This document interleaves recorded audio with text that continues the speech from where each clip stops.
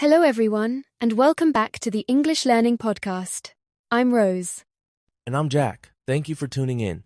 Today's episode is super practical. It's all about how to order food at a restaurant in English. Let's start from the very beginning. You're walking into a restaurant for the first time in an English-speaking country. Jack, what's the best way to greet the host and ask for a table? Great question, Rose. You can simply say, "Hi, a table for two, please," or "Good evening. Do you have a table for two?" Just be polite, smile, and speak clearly. It really helps. Once you're seated, the next step is getting the menu. Jack, if the menu isn't handed to you right away, what's the most polite way to ask? Always start with please to show respect. You might say, "Can I see the menu, please?" Or, if you're interested in beverages, "Do you have a drinks menu?" Small words like please and thank you really make a difference in English-speaking cultures. That's a great tip, and it's universal. Now, what if you're unsure about what to order? How do you ask for recommendations without feeling awkward? You can ask, "What do you recommend?" or "What's the special today?" These open-ended questions encourage the server to share popular dishes or chef specials.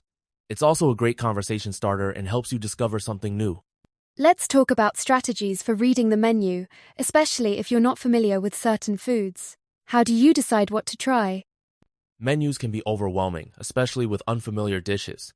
It's helpful to look for labeled section starters, mains, desserts, and scan for ingredients you know. If you're unsure, phrases like, "What's your most popular dish?" or "Could you describe the salmon entree?" are effective. That's practical advice. Can you share a personal example where asking about a dish helped you avoid disappointment or surprise? Absolutely. Once I saw bisque on a menu and didn't realize it was a creamy seafood soup, I asked, "Can you tell me more about the bisque?" and learned it has shellfish, which I'm allergic to. Asking questions can prevent food mishaps and ensure a pleasant experience. Now, let's walk through the actual ordering process. What are some clear, polite ways to place your order, and how can learners practice saying them confidently? You can use phrases like, "I would like the chicken sandwich, please," or "Can I have the spaghetti?" Shadowing repeating after native speakers is an effective technique. Repeat, "I'll take the fish and chips." Practicing these aloud builds fluency and pronunciation accuracy. That's right. And emphasizing please at the end is key for politeness, correct? Definitely. Even simple additions like please or could I get soften your tone. Over time, these polite habits become second nature, making your English sound friendly and respectful. Once you've chosen your meal, you'll often be asked about drinks. Jack, what are the most common ways to order a beverage, and how do you specify your preferences? You can say, "Can I have an orange juice, please?" or "I'd like a cup of tea." If you want specifics, add details. "Could I get a glass of water with no ice?" In the US, it's normal to ask for free tap water, while in some countries, bottled water is the default. Interesting cultural note. How should listeners handle situations where the drink menu is unfamiliar or extensive? Don't hesitate to ask, "What non-alcoholic options do you have?" or "Is there a special house drink?" Servers are used to these questions and happy to help, especially if you're new to the cuisine or culture. Food allergies and dietary restrictions are critical topics. Jack, how can listeners ask about ingredients or special needs without embarrassment? Be direct but polite. Say, "Is this dish spicy?" or "Does this have nuts?" For dietary rules, you might ask, "Is this vegetarian?" In fact, a 2021 survey found that over 30% of diners in the US regularly request ingredient information due to allergies or preferences. That's a significant number. What about making modifications to dishes? Is it common, and how can you do it politely? It's quite common, especially in casual restaurants. Use phrases like, "Can I have this without cheese?" or "Could you make it less spicy?" Being specific helps the kitchen staff understand your needs and ensures your meal is safe and enjoyable. Let's talk about the flow of a meal: appetizers, main courses, and desserts. How do English-speaking restaurants typically structure the ordering process? Meals often start with appetizers, small dishes like soup or salad, followed by the main course and then dessert. Servers may ask, "Would you like any appetizers?" or "Do you want some dessert?" It's perfectly okay to say, "No thank you," or request only what you want. And what are some polite ways to accept or decline these offers? You can say, yes, I'd like the tomato soup, or simply, no, thank you. Practicing these responses helps you navigate the meal smoothly and avoid awkward moments. During the meal, you might need something extra.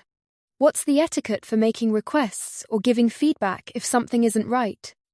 Politeness is key. For extra items, try, can I have more water, please? Or could I get a napkin? If there's an issue like cold soup, state it gently. Excuse me, the soup is cold. These phrases are standard and won't offend the staff when delivered respectfully. And if the food exceeds expectations, how can diners express appreciation? Kind words go a long way. Say, this is delicious, or compliments to the chef. Positive feedback boosts morale and can even result in better service on future visits. After a great meal, it's time to pay. Jack, what's the standard process for asking for the bill and ensuring everything is correct? In the US, ask, can I get the check, please? In other regions, bill is more common. Always review the bill for accuracy. If there's a problem, say, excuse me, I didn't order this, or can you check the bill, please? If all is well, everything looks good.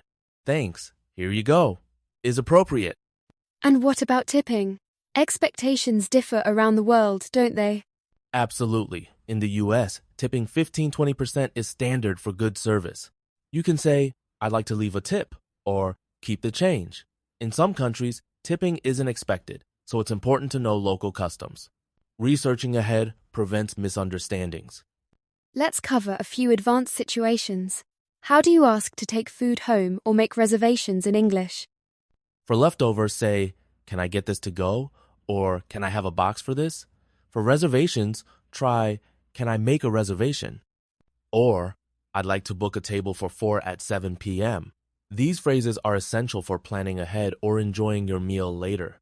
And how can listeners review what they've learned and build confidence for real-life situations? Practice is key. Repeat key phrases, use shadowing techniques, and simulate conversations with a friend. Even role-playing imaginary scenarios like ordering for a group or handling an allergy prepares you for the unexpected. The more you practice, the more natural it feels. To wrap up, let's issue a challenge. Jack, how can our listeners practice what they've learned today? Try narrating your last restaurant experience in English. For example, start with, last weekend, I went to a restaurant. I ordered, add details about the food, service, and how you paid. This exercise improves fluency and confidence. And if someone hasn't dined out recently, what do you recommend? Imagine a meal. Invent a scenario with your favorite foods and use today's phrases. Practicing out loud even alone helps cement language patterns, making your next real restaurant visit much smoother. We hope you enjoyed practicing with us. Subscribe for more episodes and keep speaking English boldly. Your progress starts with just one question.